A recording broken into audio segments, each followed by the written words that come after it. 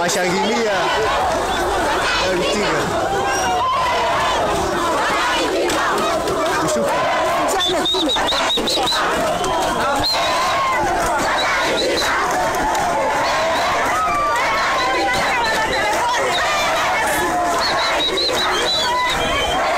bagahitamo guhungira mu bice byitaruye. Benshi bategaga amabisi, abandi amavatiri, hari n'abagendaga n'amaguru bafite ibikapu. Twabonaga babaga berekeje mu mujyi wa Musanze. Aha ku Gisenyi uko abaturage babaga bibumbiye mu matsinda, buri wese yatangaga igitekerezo uko abyumva kuri iyi ntambara. Abantu basubwenge kurinda byebye ku buryo na Gisenyi uzi ko nanzi ko nijoro barifanga bagiye gufata ngo mama sasta zanije njye nayo ndikurikirana. Ndi kufana n'uyu mama. Uno mama yagize ubwa Fatima Majane niba afata goma namwe murahunga banaha Gisenyi. None urebe kumba batipe babazengurutse kare. None urebe ko basubwenge hano barano kuri koresho wahageze.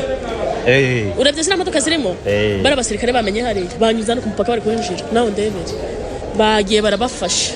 Abaturage bari bashungereye ubona ko bashishikariye gukurikira urugamba. Byabaye ngombwa ko inzego z'umutekano n'abandi bayobozi babakumira. Ni hafi, bari hafi kabisa. No bari hano mu kibuga. Hari bari kurwana ni hari. Ura mwotsi uri kubona. Sibere hano masasa amaze kwagosaga 20 muri guhagarara hano kubera iki. Niba mushaka gupfa mujara mu muhanda. Biriyanze uko bayitoboye. Genzo ugere kwa ura muryango wo hasore buko bimeze. Utanga hara mari ya magari y'abamugaye kuki mwishora mu rupfu mu rureba nk'abantu bazi ubwenge. Hano nturi ku rugamba umugore akumva nguguya avuga ngo uri gushungera iki. Muri kumva kandi uramuzi muvanga mwese na hejuru wose n'abantu dushaka hano hejuru. Nk'uburi muri gushungera iki. Hoje kubona ukabona riraje rifitwe mwavuye.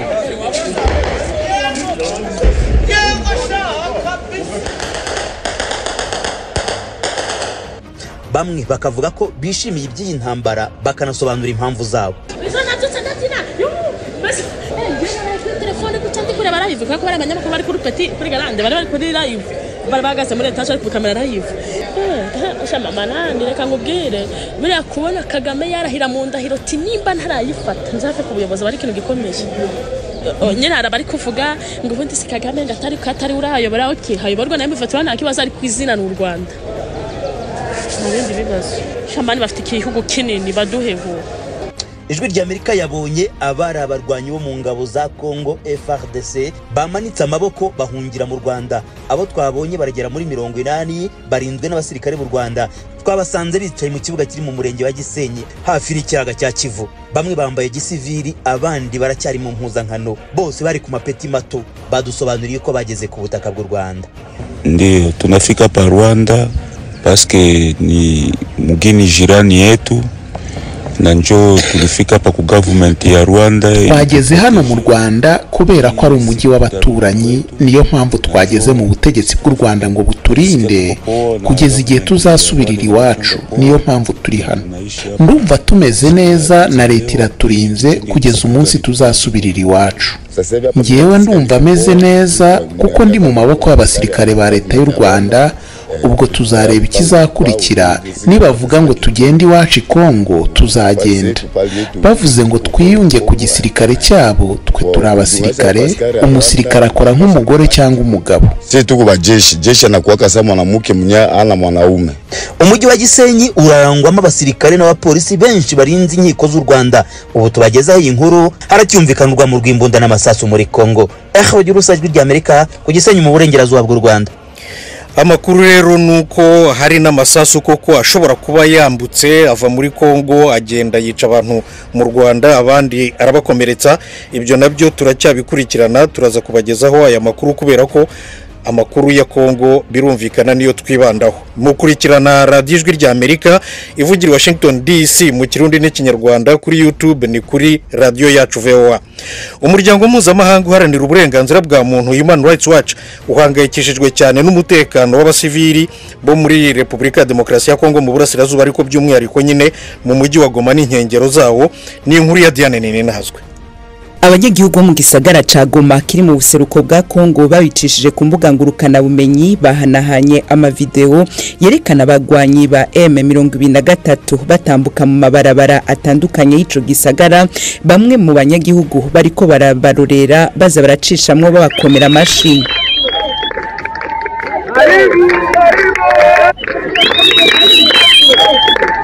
umunyekongo Blaise Karege umushakashatsi mu vya politike n'umutekano aha akaba yabwiye ijwi rya Amerika ko abanyagihugu bakire neza abo barwanyi ba M23 kandi ko impamvu zino ntambara yabaye urudaca zahindutse. Raia wa Goma wanaimba sana, abaturage barimo bararirimba mu mihanda, sinzi niba babikora kubera urukundo babafitiye cyangwa kubera ubwoba, sinabimenya pe. Intambara zabanje zari za politiki, ubu noneho hinjiyemo n'ikibazo cya moko, ariko mama 23 irasa n'ishyigikiwe cyane. M23 iko na support ya watu. Abagwanyi ba M23 binjiye Goma inyuma y'indwi zitari nke bigaruriye uturere duhana urubibe n'u Rwanda rwagirizwa gushigikira uwo murwi. Bari bahize ko bazohemuka bafashe ico gisagara. Patrick Muyaya avugira leta ya Kongo abicishije ku rubuga rw'iyo rwa X yemeje ko Goma yafashwe agira ati Goma yuzuyemo abasirikare b'u Rwanda. Turahumuriza abaturage tubabwira ko leta irimo gukora ibishoboka byose kugira ngo ntihagire abahasiga ubuzima. Dusabye abaturage b'Igoma kuguma mu mazu yabo, kwirinda kwihanira no gusahura, kurwanya ibinyoma by'u Rwanda. Dusabye abanyekongo aho bari hose ku isi gushyigikira abaturage bo muri Kivu ya ruguru n'ingabo zacu.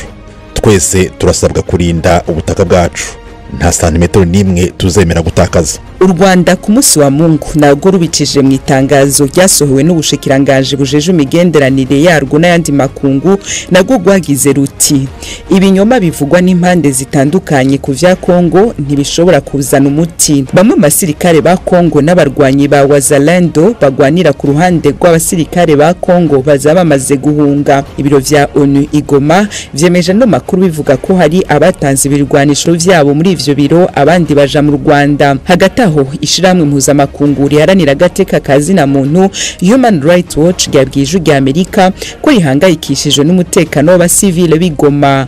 Clementine de Montoyer umushakashatsi mukuru ajeje umugabane wa Afrika muri iryo shirahamwe yabisiguye muri ano majambo. We've documented extensively how they have executed people. Dufite ibyemezo by'uburyo bisha abantu. Hari abafashwe ku ngufu. Muri abo harimo abafashwe ku ngufu ikivunge.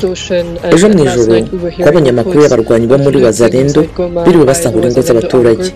Ku rundi ruhande mama 23 mu bihe byahise yigeze kubangamira abaturage aho byageragaho ikice bishinja gushyigikira abasirikare ba Kongo cyangwa guverinoma y'icyo gihugu. Abarwanyi ba M23 bavuga ko intambara yabo igamije kurwanira abanyagihugu bamaze igihe kirekire bakorerwa mabi ari mu bwicanyi n'abasirikare ba Kongo hamwe n'imirwi iri ku ruhande rw'abo basirikare, mu gihe ONU yasavye M23 gushira ibirwanisho hasi kandi vyihuse no kuva mu bice by'ubuseruko bwa Kongo yigaruriye. Umushakashatsi mu vya politiki n'umutekano Blaise Karege avuga ko bizogorana ko iwo murwi uva mu burere wigaruriye. Nasema hawatatoka sababu wenye wako narinda wazazi wao. Bavuga ko badashobora kuva muri iyo miji kubera ko barimo kurengera umutekano w'abana babo n'ababyeyi babo. Kuba barigaruriye imiji ni karita bazakinisha kugira ngo bagirane ibiganiro n'ubutegetsi bwa Kinshasa. Simbona ukuntu bava Igoma muri Masisi, kutoka Goma, kutoka Masisi, kutoka Ruchuru. Siwazie. Abagwanyi ba M23 baheruka kwigarurira igisagara ca Goma mu 2012. Ico gihe bemeye kukivamwo biciye mu masezerano y'amahoro bagiranye na leta ya Kongo. Muri 2021 niho basubiye kugaba ibitero bavuga ko leta ya Kongo itigeze yubahiriza ivyari muri ayo masezerano. Ubutegetsi bwa Kongo ku rundi ruhande buvuga ko kugira habe ibiganiro umurwi wa M23 ubwirizwa kubanza gushira hasi ibirwanisho.